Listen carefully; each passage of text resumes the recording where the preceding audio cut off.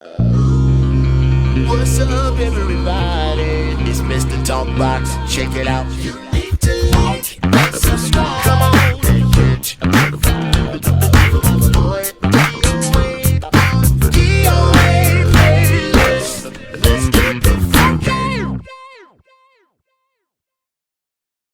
funky. IG family and IG world, I hope everyone is well and blessed. Of course, with us today, not just with me, but with everybody today, is just plain and simple. I have a real true genius that's sitting right here in your living room, on your phone, in your basement, at your mama's house, your uncle's house, your auntie's, wherever y'all watching. Y'all see this brother right here. When I say special, just amazing, talented dude, one of the most talented brothers that I've ever met in my life. And after this interview and this conversation, y'all gonna see that I'm telling you every inch of the truth. He's amazing. Plus, he's just a brilliant, brilliant man that loves God. And I love this dude to death, man. His spirit. Y'all been watching him kick all this free knowledge for free on IG and Facebook and all across the internet, giving you gems. Y'all welcome, man, to the DOA playlist. My brother, Mr. Keith Andes. Keith, what's up, my brother? How are you, man? What's going on, DOA? What's happening, baby? Man, thank you for having me, brother. I appreciate it. I really do. Thank you so much. It means the world to me. Man, no, let me tell you something, man. This is my honor. Thank you for hanging out with me, man, for a little bit, man. Listen, I know how busy you are, and I tell everybody, man, you know, for you guys just to come and hang out with me for a little bit, man. I don't take it lightly, especially you, Keith, man, because I know how your schedule is, even to this day, man. So it's my honor, it's my pleasure to have you, brother. I've been wanting to do this for quite a while, man, and I'm so glad you're here, man. So welcome. Thank you. Right on. Well, let me say this, man. I'm a big fan of yours, man. I mean, not just the podcast. From the days when you were playing session, and I would hear something, I go, "Man, who's playing that?" DOA. Your name just kept going. I said, "That's a bad dude." So I am a fan of yours, brother. I'm telling you, you're a bad boy. Yeah. Well, okay. I appreciate that, man, but ain't no way, Keith, I'm gonna let you take the driver's seat on this one, bro. And no, this is not about me, Doc. This is gonna be all about you, man, and loving on my brother, man. Because I really want people to know, know as much as I can, cover as much as we can, man, about you, man. All right. So Keith, first of all, brother, where were you born, man? Where are you from? I'm from New York City. Born and raised in Elmhurst Hospital in Queens, New York. I lived for maybe a year in Corona, New York, and then moved to Ravenswood Housing Projects in Long Island City. And that's where I grew up, in the Ravenswood Housing Projects in Long Island City, New York, in Queens. Now, as you're growing up, do you have music? Is music a part of your life as you're growing up? I mean, is it running your family? Is it around the house? Tell me a little bit about that. Yeah, well, it ran in my house. My father and my mother sang. And the bug was bitten. My father sang in a group called the Zioneers. It was about 8 or 9 voice vocal group, from my church, Antioch Baptist Church in Corona. And they had a lady named Mrs. Mann that played it. She was a beast on the piano. And just to hear them with their harmonies and singing, and my mom sang. So that is where it really started, just young, listening to them and the Beatles as well. So that's where that's where the bug was planted, from my dad with the Zioneers and in church. How old were you? Ooh, 7, 8 years old. Okay, 7, so 8 years old. I gotta ask you this: where did it start first? Did it start on drums, keys, bass, guitar, piano, straight up? Straight up piano.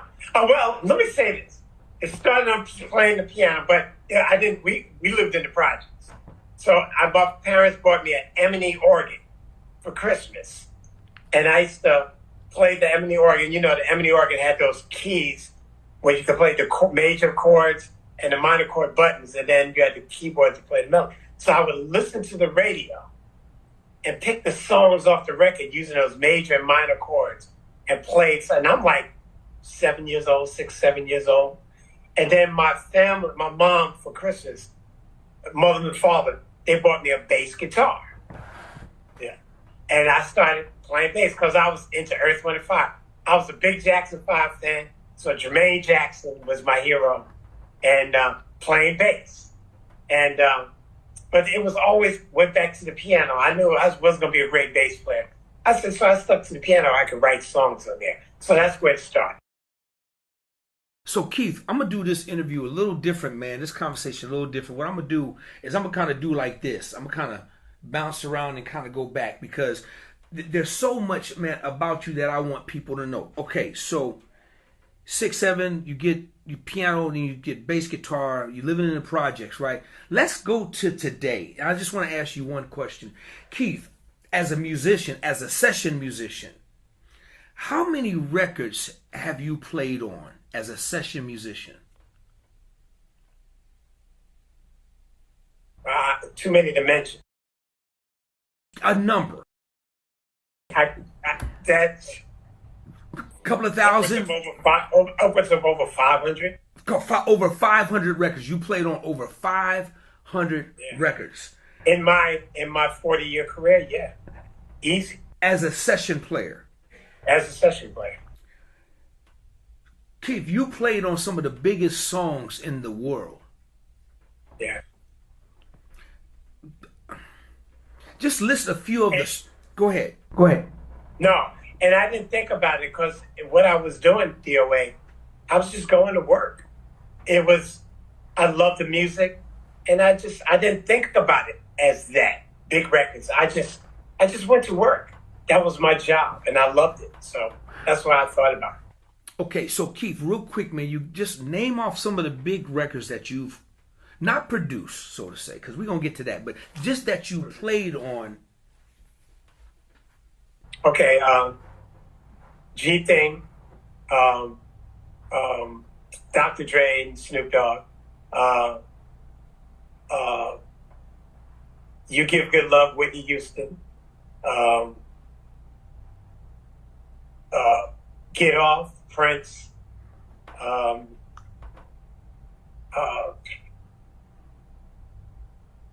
it's so many. Love Zone, Billy Ocean. When the going gets tough, Billy Ocean.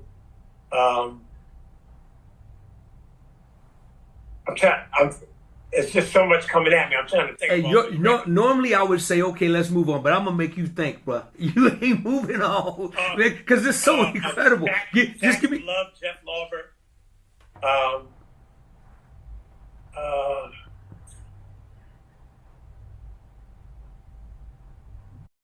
As Yet, Babyface Records, the Mary J. Blige. It's just a myriad of songs. I can't remember them.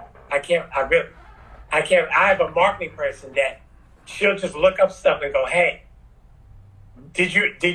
There's records that I forgot that I played on." She said, "You're credited for doing this," and I went, "Yeah, I forgot all about that record." I said, "Yeah, now I remember it." It's that many. I forgot. I really did. Totally understood. But now let's rewind. Man. Let's go back to that 7-year-old kid with the bass and the keyboard, man. Did you have any idea at that age that you would have accomplished so much to where you forgot? And I get it, man. And I'm just having fun with you by putting you on the spot, dude. I totally get it. So I'm hoping to have your Wikipedia so I can put it down there, man. Because I had no clue you played on Get Off, man. I'm like, man, this is crazy. So I'm always, man, out of all these years, man, that we've known, I'm still learning about you today in 2023, bro. And it's crazy. And let me tell you a secret about that. Your boy and our boy, Chucky Booker, is one because that was kept on the raps because that was done as a remix.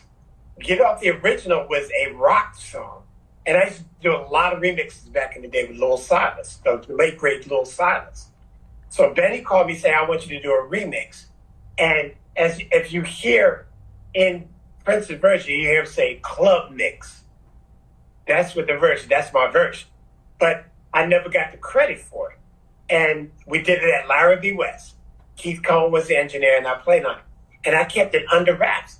And it was Chucky Booker that walked up to me one day. He goes, I heard that record that you did. You did that Prince record. And I looked at him, I go, how did you know? He said, the word got words in the street. People know. But I never said nothing about it because I was never credited for it. Wow. And so I wanted to say that it was Chucky Booker that came to me. That's how I found out the word I got now that I had worked on that remix. Crazy, man. So at 7, 8 years old, man, did you have, I'm not even going to ask you, did you have a clue of where your life would be and you would accomplish all of that? So let's talk about, at that age, man, let's talk about kind of the steps, man, that got Keith Andes to over 500 records worldwide. I bet you it's more than that, but just over worldwide to where you are right now. Keith, so what were your steps, man? So were you formally trained as a kid, or how did you? Yes. Okay. I started taking piano lessons when I was 9 years old with Vivian Prince. She was my pastor's wife that just came from Atlanta and moved and took over our church at Antioch Baptist Church. And my father was a trustee. He was the head of the trustee board at the church.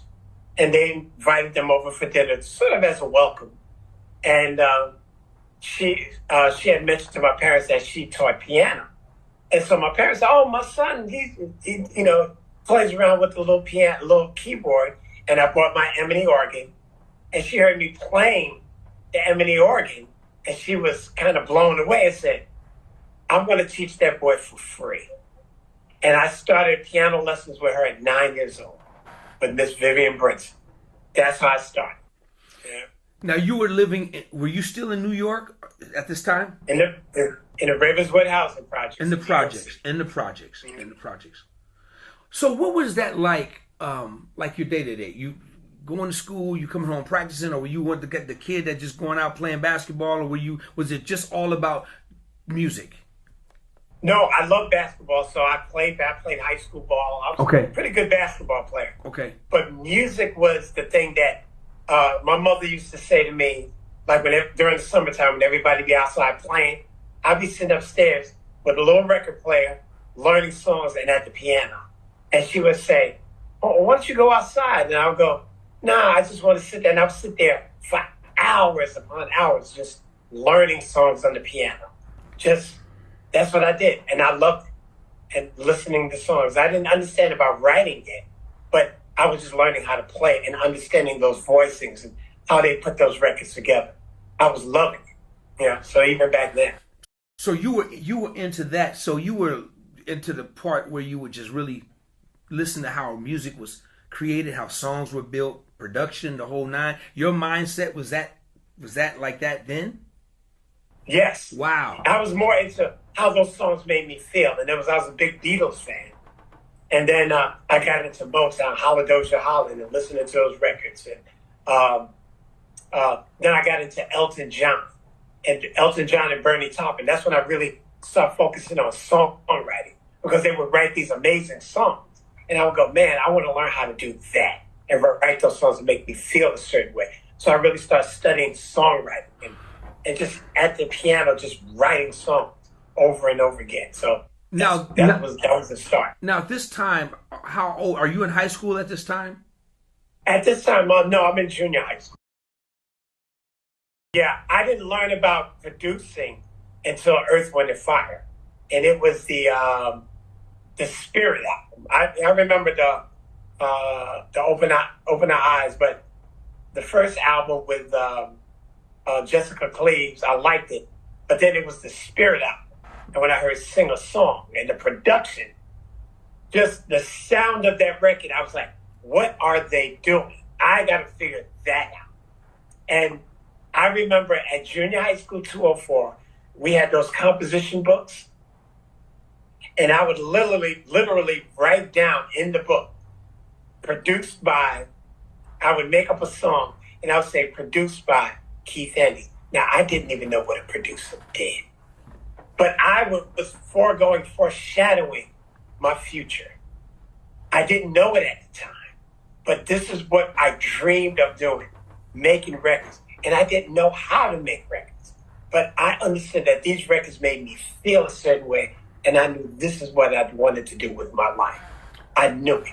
Okay, this is perfect because now we get ready to fast forward, right? How old were you then at that time? Were you still in junior high? 14 years old. Okay, Junior high school you're school. 14 years old.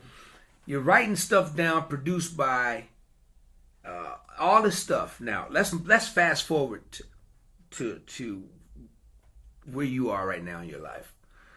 Keith, how old were you when you produced your first, not your first hit record, but your first record on a big label? When you started just rubbing shoulders with the music industry, and how old were you at that when your first record, when you produced your first, whether it was a single or not, or a hit or not? How old were you? Okay, are you saying produced or as a session? Produced now, because we talking Produced. about you just was talking about producing. I was in my Yeah. I was in my late 20s. I got as a producer.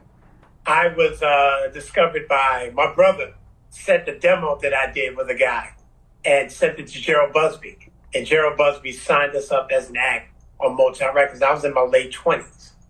And then I produced the Temptations and the Mac Band. So those were my first productions as a producer. So you're looking at 1988, 1989. You know, my brother Darren would probably argue with me and get the record because he remembers those things vividly. But it's all foggy to me. But that was my first production as a producer. So the Temptations Mac Band, first kind of getting your feet wet as a producer, right? Yeah, I did a song called Someone to Love for the Mac Band. And it went, Oh yeah. it did pretty well. Oh yeah. And when did you work on you said the Truly album for the Temptations? Yeah, I did, what's the name? Love that album. What's the name of the album? What was the name? Oh, I can't think of the name of the album. I did 4 songs on that. Oh, okay. But it wasn't the Truly album. No, it was the album that had the rose on it. I cannot think of the name of the album. Okay. All right. Because I was finna say, man, Truly was my joint. I love that album, man. The name of the album was Special. Okay, Special. Okay, I remember that album too. Yeah. Because Yeah. Truly had Treat Her Like a Lady on it. That joint was cold. Yeah, no, I didn't work on it.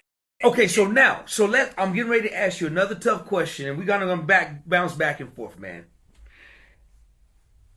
You gotta name me some of the records that you've produced, man. Some of your biggest records, bro.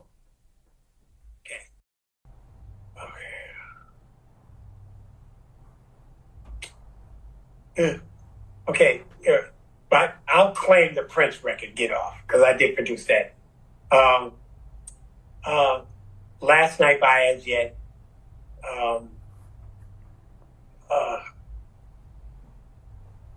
It's going foggy. I need a list in front of me to see. Man, just look around the room and look at all the Grammys you got sitting up there. Yeah, okay, yeah. Oh, after 7, yeah, you're right. That's a good way. Let me look at the list on the wall. After 7, I did 4 songs on that album, the Reflections album, produced and co-wrote. John B, In Vogue, whatever. Shanice Wilson. I did a version of a cover of If I Were Your Woman for the Black Panther soundtrack. Jason's Lyric, I produced Karen Wheeler for the soundtrack. I'm looking around the room. Deborah Cox, Babyface, Mary J. Blige. It goes on. I love it, man. So now let's rewind. So here you are, 14. Was it 14 when you writing your name on a piece of paper? Brother, how does it feel, man, because somebody's watching you, man. Somebody's hearing your story, man, and your dream, man. You just saw it, man. You just spoke it into existence, man. And you've achieved above and beyond that little note you wrote. Not even having no clue, man. No clue. You just believing, man, trusting God. And guess what? And not my parents and not my immediate family, but everybody around me was saying it's a dream, it'll never work. Because you're talking in the 70s. That was not something you would go to school, get a job. Music? What? That's a dream. Well, you need to go do. I've lost marriages to do today. I don't believe it yet. That's a dream. Go get a real job. So I had to deal with all of the naysayers and people just not believing and just moving forward and saying, this is what I'm going to do. And this is my dream. If you don't believe in it, that's okay. Not my family, my brothers, my mom and dad, they believed in me. They just said, go for your dream. But everybody else, they didn't believe. They didn't see it. And I had to deal with that. So I was literally on this journey by myself, alone. So you're 14 years old. So you're still in New York at this time? Yes. Did you graduate in New York, or did you guys relocate? No, I graduated in New York high school. Then I went to Queens College. That's a big one for me. When I went to Queens College, there I met Tom Brown because we were both in the same music. I studied music at Queens College. That's what the first big record I ever played on was Jamaica Funk for Tom Brown. That's the first major record that I ever played on, 1979.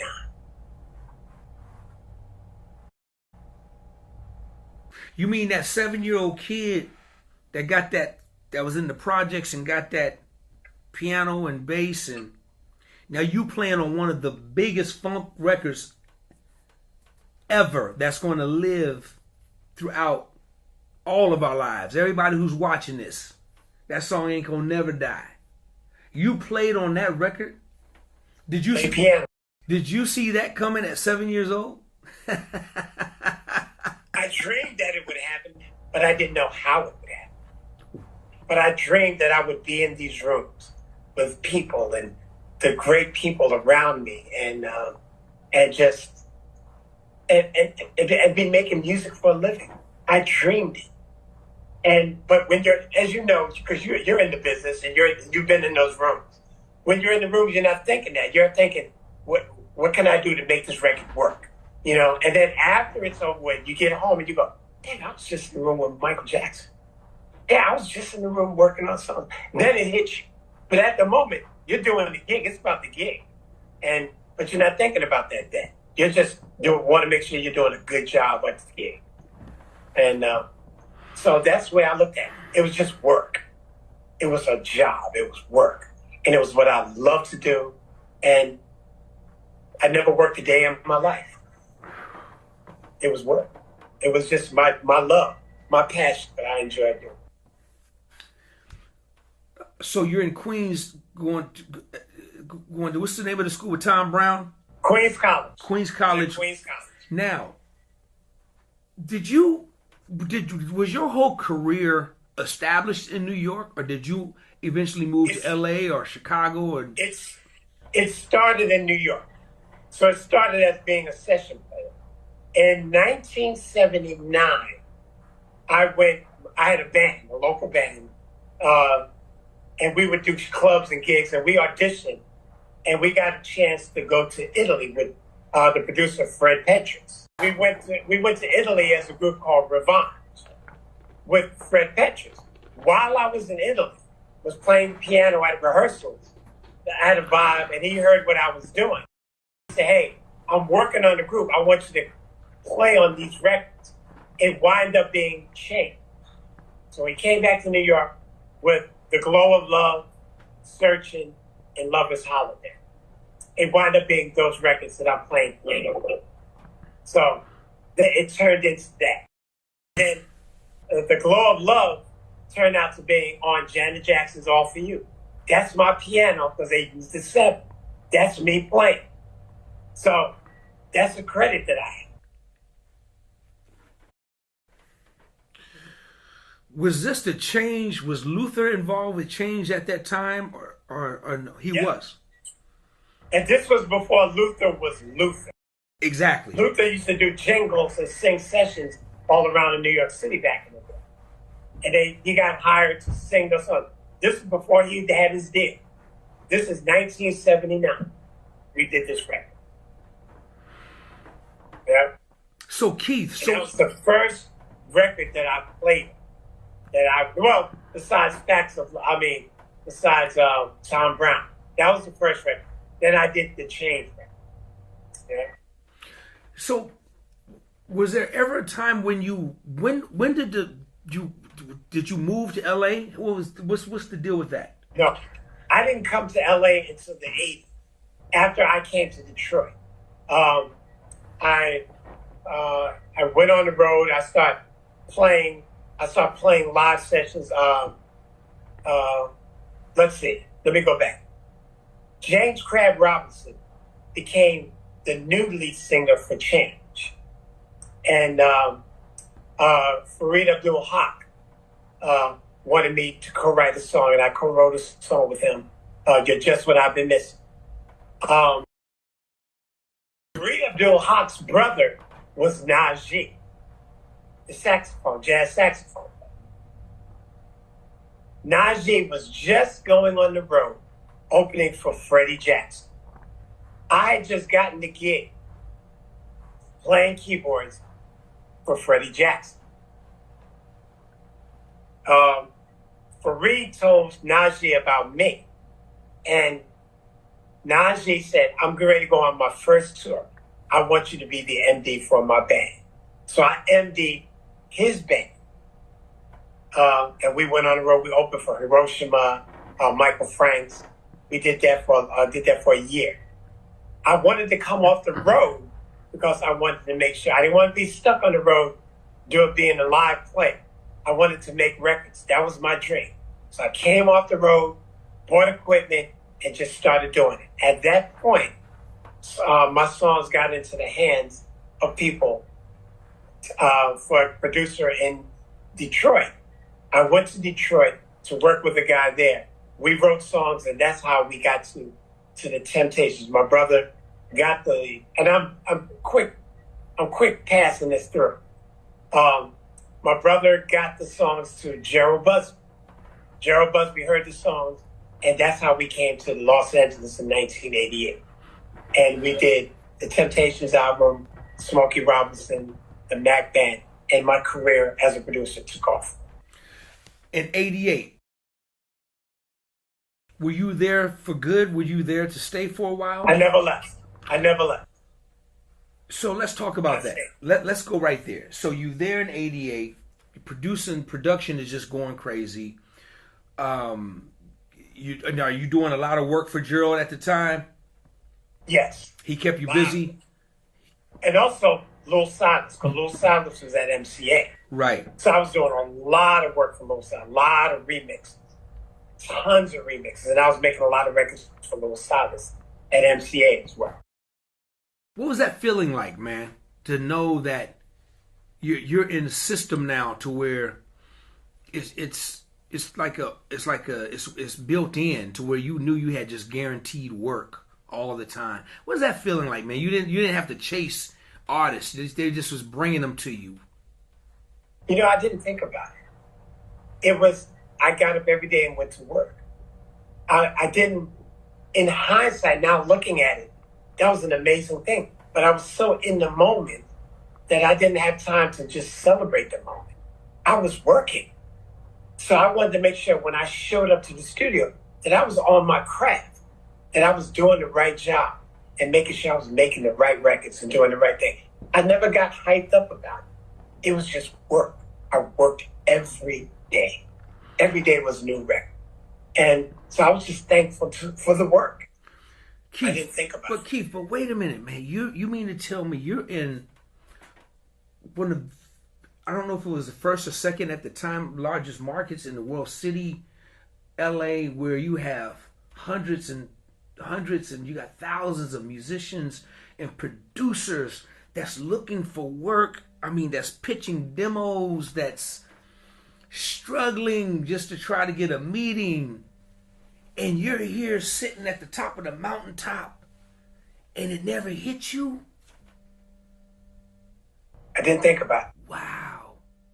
I just went because I never got starstruck about it. Right. I wanted to be good at my craft. Right. And there were so many talented guys around me. Look, your boy Chucky. Yes. When I listen to a Chucky Booker record, I go, "Hey, I got work to do." You know what I'm saying?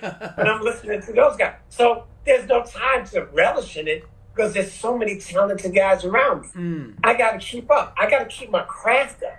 I can't get big headed about it. Because there's so much talent, so many guys that are good, and I got to stay polished. I got to be up on my game, equipment wise, you know. And it was a job. It was my craft. And the other thing is I had a family that I had to take care of. So that was the main factor. Come home to my kids, make sure they were okay. Man, that's awesome. And dude, that just shows the goodness of your heart and attitude, man. Was about the work. It wasn't about anything. But yet and still being thankful because, I mean, I'm sure there's a lot of cats. That's why you have to be up on your game because if you wasn't, the music industry, they get rid of you real fast.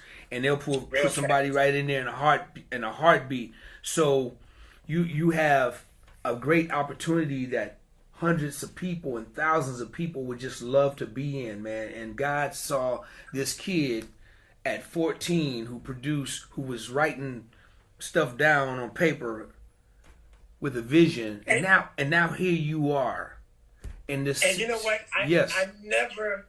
I never thought, you know, where people would have like write-ups in Billboard magazines or this, that, and the other. I never had that. I never had a manager or a publicist. I never had any of that. I just got up and went to work every day. And so I didn't think anybody just knew who I was, you know? And when I run into people that I looked up to, like when I met Chucky. I was a fan of Chucky Booker. And when he was saying, "Yo, I know who you are. You did this, you did that." And I go, "Really? They know who I am?" I never saw it like that. I never saw myself as famous. I never saw myself as, so I just went to work every day. And I was thankful that I had a job doing music. And I'm living my dream. I was good. Wow. Well, just FYI, everybody know who you are now. And everybody definitely knew who you were back then, man, including me. I think I was more, I don't know, I think I was just kind of more in the bass and touring, but you know that your name was ringing all over the city, man, as one of the greats, man. As one of the greats that was just doing it. You know, you just stayed in the cut. And man, and I hope people are watching and listening to this man's story. This dude is one of the top producers in the business, and even to this day of our time, y'all. I'm telling you, you guys, I hope to have the Wikipedia so you guys can really go see who's telling his story. So much that he's totally forgot about, and I love that, man. I love that because you don't wear it on your sleeve, man. You know, you don't wear it on. You just don't wear it on. You know, it's like you get a hit record, you know, and it's gone. It's out the park. And then where's your thought process? My thought process is on the next one. You know, so it's the next batter up. We got to get another hit record. And man, it's like, thank you God, and you give your thanks, and you're not one to just relish it. I mean, just wear it on your sleeve and put it in your people's face and talk about it and me and I. Dude, you've always been the humility, man, that God has put in your life, man, to just be that, man. I've always loved that about you, bro. Always. Thank you. Always, man. You know, it's funny. I remember in Vogue's whatever that I co-wrote with Kenny with Babyface. And that went straight to #1. And I was in my studio in Glendale, California, working. And somebody walked in, oh man, number one the first week, and I looked, I said, oh, okay. And I said, all right, close the door behind you. I didn't even think about it. I was on to the next thing. I didn't care about that. I was on to the next thing. What's next? What's next? That I did that already. That's done. What's next? Awesome, man. Awesome. So now you're producing these big projects, man. What's a day in a life like for Keith Andes, man? What's your schedule like during that time, man? How did you? Oh, during that time? Yeah. I've always been an early riser, so it depends on what I did the night before. But normally I'm up 5:30, 6 o'clock in the morning. I like to run, so I go run, exercise. Back then I would go to the gym a lot, so I would go. Back then there was 24-hour fitness. I would go to the 24-hour fitness workout, sauna, then come home, make sure the kids got to school, and I go to the studio and work. And I went to it like a 9 to 5. I always took Sundays off. Sundays was family day. And, or I would try to take the weekend off. It depends on the gig. And if a big gig came around on a Saturday, I would work it. But Sundays, that was my day for my family. And to take the kids and we'd go do whatever they wanted to do and stuff like that. So I looked at it as a job. I went to work every day. And I never looked at it as something special that I was doing. I would go in, sit, write songs, come up with stuff. And I would get field calls throughout the day. Hey, could you come and do this session? Could you come and do this session? And I would have meetings with A&R people pitching songs. So that was my job. That was what I did. And I treated it like a job. Mm. Man, the Jeff Lober, the Facts of Love, man, that, that's a part of my testimony, man. I shared it with you. But but brother, when I found out that you created that bass line, man, it tripped me out, man, because I ended up playing your bass line with Karen White for almost 2 years, and that's one of the, still to this day, man, one of the funkiest bass lines, man, that not too many people still don't really play it right, man. Man, dude, tell me about that. How did that session happen, man? Okay, I used to do a lot of work. The producers were Carl Sturken and Evan Rogers, and I met them through Gavin Christopher. Gavin Christopher heard me play, and I came and played on the song "One Step Closer to You." Big hit for him, so I played keys on that. And so Evan and Carl started using me to play on a lot of their records as a keyboard player. I had just bought a CZ101. Remember the Casio CZ101? And they had a bass patch. They had a patch that you could patch in. And they had this, that's the bass sound on. That's like, because it was a fat, bo, bo, bo, bo, bo, bo. It had that fat sound. So when I walked in, Evan and Carl, they said, hey, man, we working on this song. And I pulled that bass sound up. And the rest is history. That was it. Did you write that bass line? Yes, that was my bass line. So let me ask you this, man. So as your career got bigger in LA, did you just stay in LA throughout your throughout that time, or did you relocate? Because right now you're in Florida, right? You're in Florida. I'm in Florida. I stayed in LA. Unfortunately, I went through a divorce. And I became a single dad. And so that schedule of me doing sessions all day long. And then I had kids that were in grade school. I had to get them through school. And so I forego my career to make sure that I was a dad. And I have no regrets. So I was away from the record business for probably 11 years because I became a full-time dad. That was more important than my career. And so from there, I moved to Atlanta, Georgia, because my brothers and family were there. and I didn't have any family in LA. So being in Atlanta, that would, I had a support system to help me with my sons and stuff like that. And I moved to Atlanta.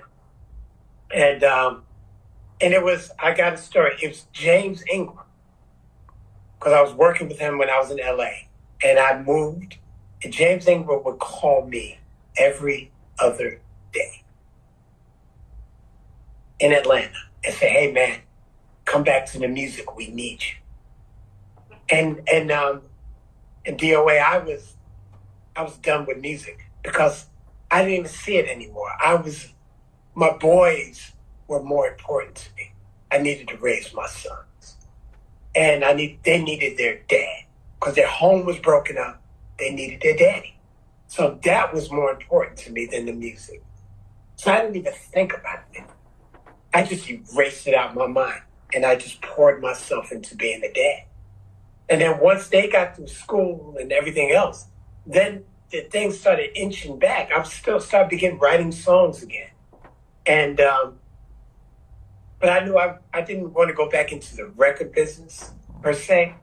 So I wanted to do TV, music for TV. And I had a friend of mine, Stan Yorker, that was doing advertising and stuff like that. And he introduced me. He said, hey, I got a gig for you. He said, we'll pay you $500 to find a choir for this commercial that we're doing for Walmart. So, okay. So understand, I'm new. I don't know anybody in Atlanta. So I knew one guy that was in the choir scene. I told him, I said, look, I'll pay you $250 to help me find some choirs. So I gave away half my money to this guy, and he found the choirs. They auditioned, and they put this massive choir together. So Stan, the guy that ran the situation, Chris Server, said, who found these choirs? My man Stan said, he did. So he goes, hey, man, do me a favor. Find me a studio. So I made calls, found him a studio, Doppler. And so he says to me, look, could you come by my hotel and pick up, do these things for lyrics, give money for coffee and donuts for the next day? I said, sure. Because I was starting all over again. But I'm in a whole new world in TV and commercials. So I'm going to be a gopher to get coffee and donuts. I didn't care. I just wanted to be in the room. And when I got to it, he said, I'll leave the money at the concierge. And you pick it up from the concierge. So I just double parked outside, ran into the concierge, and the concierge says, Mr. Siri wants you to come to his suite. So I had to go back out, move the car, park the car. When I go upstairs, he opens the door and he says, yo, come in. He goes, I Googled you. He said, I didn't know you did all of this work. What are you doing? I said, hey, man, I took off for years. I'm out of the business. I wanted to learn TV. He goes, no, man, you don't have to do that. I said, no, I gave my word that I would do that for you. Give me the money. I'll go do the coffee and donuts for you the next morning. Because I wanted to be in the room and learn that part of the business. So the next morning I show up with the coffee, donuts, choir shows up. The engineer that shows up to do the session was my second engineer in Los Angeles. He's now running that session. And when he walks in the room, he goes, hey, what are you doing here? I say, hey, I'm just here helping. And he says to the guy, do you know who you have in the room? And he goes, yeah. So while he's doing it, I'm still not part of the session because I'm playing my role. And he's miking and doing everything. And he keeps trying to me, what do you think? I said, no, don't use that compressor. Use this. Set this mic up. I was telling him what to do. So finally, Chris comes to me and says, hey, man, look, you know what you're doing. I'll pay you $5,000 to do this session. Now, $500 I gave half of it away. Now I'm at $5,000 to do this session, to run this whole thing. After we do that, they give it to the Walmart people, they shoot the commercial, the people flip out. And they say, we want to do an album. So now I'm there to produce the album. And that turns into another fee. I would always say to everybody, you don't have to talk about what you do. But when you know your craft and you step up, and when their name is called, you step up and show your craft. Your gift will make room for you. And that's what happened. And next thing you know, now that same guy, we've done music for Walmart, Patty Pies, we've done all the Universal Resorts music. I'm still working for him to this day. This started in 2015, and I'm still working and doing music for him for commercials. Just did a commercial for him the other day. That turned into that relationship.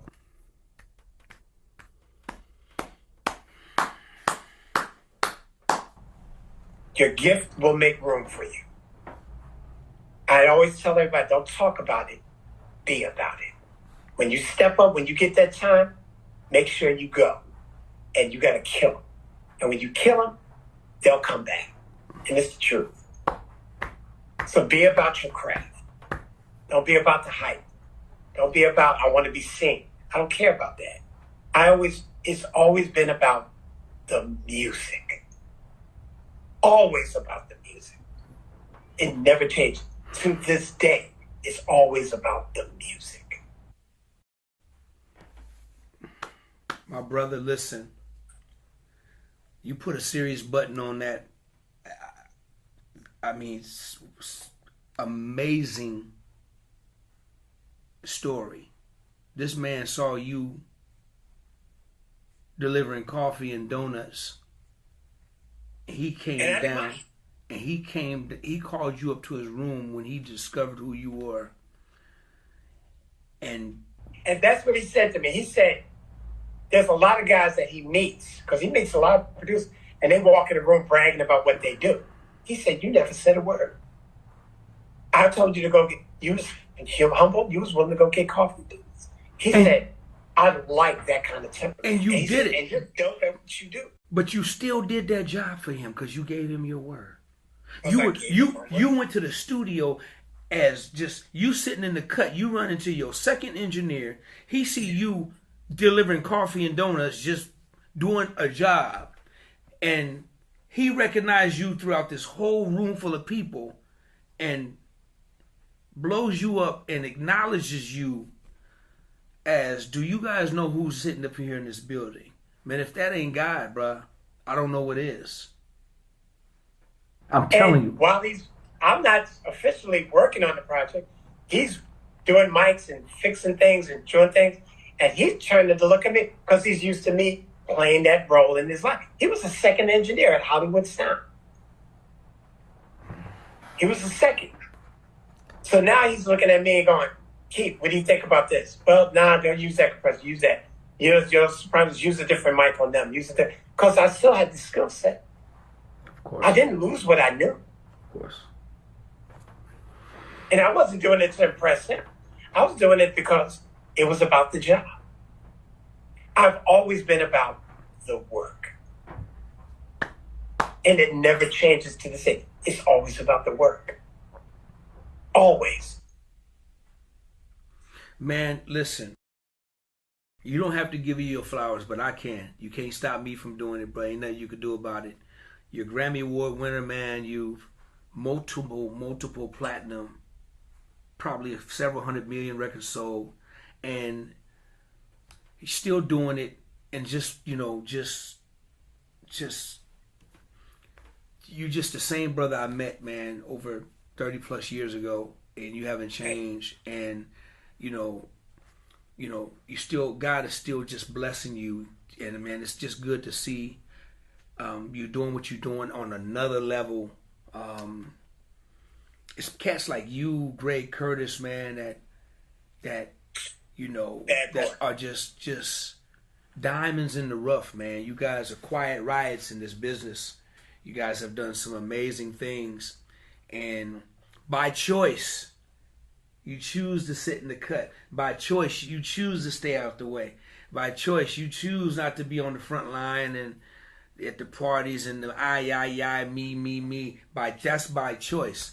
Because, and I hope somebody's watching this, man, that's really, can really pick something up from your words, man. Bruh, I can't thank you enough for the power that you just delivered, man, in this conversation. So powerful, man, from going back to, that 7-year-old kid, the belief, the trust that you dig what I'm saying? And then, and then that 14-year-old kid who was writing down produced by, you know what I'm saying? And now look, you got, at that time, I bet you could have told me who you produced at 14. I bet you could have told me at that time. Hey, but here's what's so funny. Right now, as a grown man that's successful, man, that's one of the greatest producers in the business, it's not important. The thing about it is, it's your legacy. It's, you forgot. You have to look around your room and say, oh, I can't look around my room. I got Grammys. I did. Yeah, dude, that's what I call a humble giant, man. That's what you are to me, bro. You're a humble giant. You've always been that dude, man. Always been that dude, man. And man, and you're inspiring, you're inspiration, man. I appreciate this conversation, man. And it shows a lot about humility, man. At the greatest point in your life, bro, you chose to move away from a situation, going through a divorce, because your kids needed their father, and you chose to leave all that money on the table, man, and that position, just in order to get it again, but just in order to get it back, though, in a different kind of way, at even a whole nother level, Keith. Man, listen, this music industry has changed. The culture is different. It's a young man's business, man. I get it, man. But you've been able to know where you fit, because there's room for everybody, right? But if you in your late 50s or 60s, man, you ain't trying to be down there 21 year, you're not, you got to go where God puts you, and you got to understand what that is. You dig what I'm saying? I always say, I talk about what I know. I ain't been to the club in 30 years, 40 years. I don't go to the club. I'm not popping bottles. I'm not doing it. But I am talking about raising kids. I'm talking about what love is. I'm talking about having peace of mind in myself. I'm talking about love for my brother. When I saw the song that I put out called My Brother, I wrote it about my brother Darren. So these are things that I can talk about. But guess what? I remember telling the young man, when he said, well, I'm not really quite into what you do. I said, that's fine. I'll see you in 10 years. And that song, my brother, he wound up hearing that song maybe a month or so later and called me crying in tears. He said, man, that song, me and my brother were going through issues. And I sent that song to my brother, and it healed us. And I said, so you're 9.5 years early. I talk about what I know. I'm going to be genuine to who I am. And if it's not for you, I understand it. Exactly. I'm not mad at you. I want to go where I'm celebrated, not tolerated. Well, you definitely celebrated here. Everybody. You definitely celebrated here today, my brother. I mean, man, dude, listen, before I let you get out of here, I got to ask you this question. Because I ask everybody. You got 4 producers, man, to put on Mount Rushmore. Give me your 4 producers that you're going to put on Mount Rushmore, bro.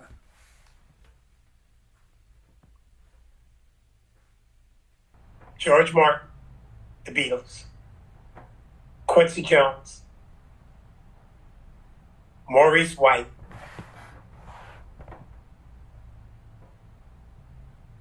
Jimmy Jam, and Terry Lewis. Wow. Maurice White. He's the reason I'm producing. Wow. It was those Earth, Wind, and Fire records that changed my life. I still listen to those records in amazement of what they did.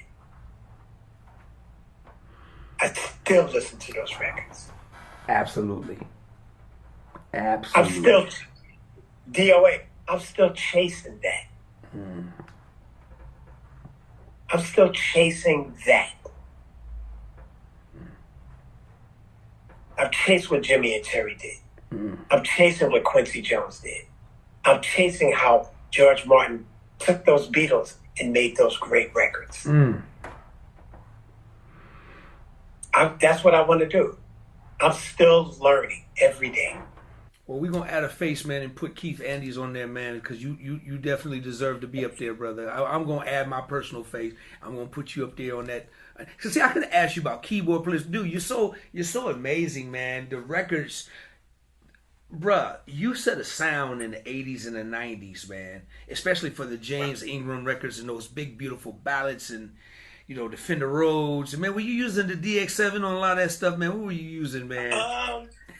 In the early days, yeah, it was DX7. Then I went into the JD800 had a nice Rhodes, but I would MIDI that with the D50 that had a little cloud underneath that. So that was a nice texture. Dude, let me tell you something, man. Man, it was my blessing. First of all, tell everybody how they can reach you and follow you, man, on social media. Yeah, on Instagram at Keith Andes Producer. On Facebook, Keith Andes. On TikTok, Keith Andes. And what else am I missing? Twitter, Keith Andes. Brother, listen, man.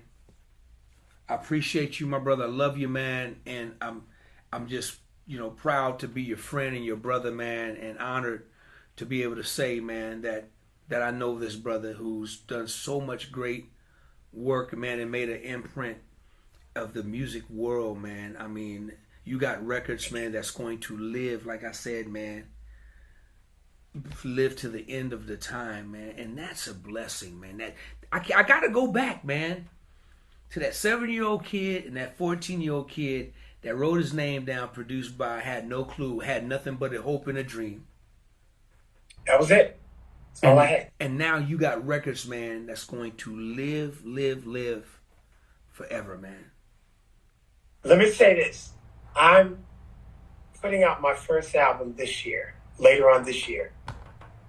My first album as an artist. As an artist, you can find me on Spotify, Keith Andes, on wherever you get your music title. I wanted to promote that. Spotify, Apple Music, Tidal, wherever you get your music at, Sure. Under Keith Andes, you can find me. But I'm putting out my first album as an artist in my career. And I didn't think I would do it, but I decided to do it. And I have a story to tell. So it's coming later on this year, and I'll let you know when it's coming. Now, on the album, do you have features? Are you singing, or do you have I'm singing, and I have some features. Great, man. Great. That's all I'm gonna say. Great. I got some. I'll look forward to it. I can't wait. I know it's gonna be beautiful. Keith, man, thank you, my brother. I can't thank you enough, Thank man. you for having me, brother. No, thank you, I man. appreciate It's all my pleasure, man. It's my honor, dog. It's my honor, man. This is what it's all about, man. Just trying to share your story, man, and give you your flowers, man, and let people love on you, man, and know who the great ones really are, man. That's behind the scene. That's making everybody else look good, man, and wonderful and beautiful and large and rich. And man, it's cats like you, man. You know, it's cats like you, man. And I appreciate you hanging out with me, brother, for real, man. Thank you for having me, bro. I really appreciate it. Keep doing your thing. I love your podcast. Right on, man. Everybody, y'all give it up for my brother, the genius, Mr. Keith Andes. Show your love for him, y'all. Right on, man. DOA playlist. Let's get